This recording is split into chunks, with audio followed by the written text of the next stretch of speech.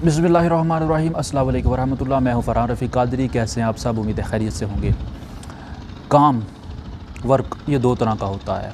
एक तो job, business, जिसके ज़रिए बंदा पैसा कमाता है। दूसरा, जिसे पंजाबी में हम कहते हैं बुतियाँ भरना, घर के काम हो गए, दीगर रिश्तेदारों के काम हो गए, इधर जाना, बाज़ार जाना, सौदा लेके आना, घर वालों की केयर करना। फैमिली के अंदर जब 3-4 बंदे हों, जो वो बड़े होते रहते हैं, ग्रोथ करते हैं, तो अब वो उन 3-4 बंदों के बाद एक जो दरमियान में हो या छोटा हो, किसी एक की ड्यूटी ये लगा दी जाती है कि भाई तुमने घर के काम संभालने हैं। अब बज़ाहिरी तौर पर वो घर के काम संभालने वाला ये समझता है कि मैं बिज़ी हूँ, मैं मसरूफ़ हूँ, मेरी ड्यूटी ये लगा दी गई है पुतियाँ भंडाने की। लेकिन फ़ी नफ्स ही वो बंदा मसरूफ़ शुमार नहीं किया जाता, बल्कि उसको फ़ारिग ही कहा जाता है। क्यों? क्योंकि काम हमारे उर्फ़ में उस चीज़ को कहा जाता है जिसके ज़रिए आमदन आए। अब ये बंदा अपने घर के काम करता रहता है, 5-10 साल करता है। जो ही ये बड़ा हो जाता है तो फिर इसके बड़े इससे तकाज़ा करते हैं, भाई अब अपने पाँव पे खड़ा हो, तुम तो फ़ारिग हो, तुम तो वेले हो। ये परेशान हो जाता है। जब परेशान होता है तो सोचता है कि भाई मैं तो इतना अरसा घर के कामों में मसरूफ़ रहा हूँ, बुतियाँ बनाता रहा हूँ, अब मेरे साथ ये ऐसा क्यों किया गया? इस पर कासिम अली शाह साहब ने भी एक वीडियो बनाई थी। उन्होंने भी इस तरफ इशारा किया था। उसका इन्होंने सॉल्व ये किया था कि उस बंदे के साथ अपने जिसको अब घर में यूँ रखना चाहते हैं, एग्रीमेंट ये कर लिया जाए कि आपका जो बिज़नेस है या आपका जो काम है उसमें से कुछ परसेंट इसकी होगी, उसको इसके नाम कर दिया जाए। यानी जितना भी आमदन आए या जितना भी बिज़नेस हिस्सा है वो उसके नाम कर दिया जाए, ताकि उसको कल को प्रॉब्लम ना हो सके। वो भी एक काम कर रहा है, लेकिन हमारे यहाँ उर्फ़ में उसको काम नहीं समझा जाता।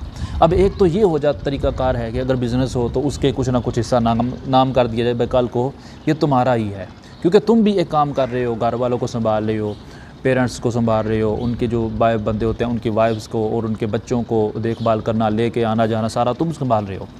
लेकिन एक दूसरा जो मेरे ज़हन में पॉइंट है वो ये है कि जो बंदा घर रहता है वो बहुत सारी चीज़ें सीख नहीं सकता। मैं भी उन्हीं में शामिल हूँ। 7-8 साल दरस निज़ामी के दौरान मैंने गैर रिहायशी ही रखा। बहुत सारी चीज़ें जो बंदा बाहर जाकर सीखता है वो घर रह के नहीं सीख सकता। अब वो तजुर्बात, वो जो पंजाबी में कहते हैं ठुड्डे खा कर जो चीज़ें सीखी जाती है ना, वो ये घर में रहने वाला नहीं सीख सकता। तो करना क्या चाहिए? सबसे पहले तो ये ज़हन याद रख लें कि आपका ये जो काम बुतियों वाला है ये किसी कैटेगरी में नहीं आता। कल को यही आपके सामने आ जाना है, आपने कहना है कि मैंने इतना ऐसा काम करता रहा हूँ, और आगे से घर वाले कहेंगे भाई तू तो वेला ही रहा है सारी ज़िंदगी, तूने तो कुछ भी नहीं किया। तो लिहाजा इसका आसान सलूशन यही है कि जो बंदा ऐसा होता है, छोटा हो या दरमियाना हो, जिसकी ड्यूटी घर में है, वो अपने घर की बुतियों को थोड़ा कंट्रोल करके अपने उन कामों की तरफ तवज्जो दे जिनसे पैसे आते हैं। क्यों? क्योंकि इज़्ज़त उसी में आती है। आपका बिज़नेस हो, आपकी जॉब हो, आपका वर्क हो, जिससे पैसा आता है। जब आप पैसा आता है तो आप वेले होकर अपना नाम रेस्ट करके भी आप घर के अंदर कुछ ना कुछ इज़्ज़त बंदगी बरकरार रहती है। फिर इसी पैसे के ज़रिए शादी होती है, फिर उसी पैसे के ज़रिए आपने अपने पाँव पे खड़ा होना होता है। तो लिहाजा ये जो नौजवान या जो स्टूडेंट्स ये समझते हैं कि जनाब हमारी ड्यूटी ये लगा दी गई है कि हम घर की बुतियाँ बनाते रहेंगे, वो अपने आप को धोखा देना छोड़ दें। घर के काम करने चाहिए, मैं ये नहीं कहता नहीं करने चाहिए, लेकिन घर के कामों को काम शुमार नहीं किया जाता। 24 घंटे भी करते रहे फिर भी घर की डिक्शनरी में आप अपने फैमिली की डिक्शनरी में आप वेले होंगे, फ़ारिग होंगे, मस्टंडे होंगे।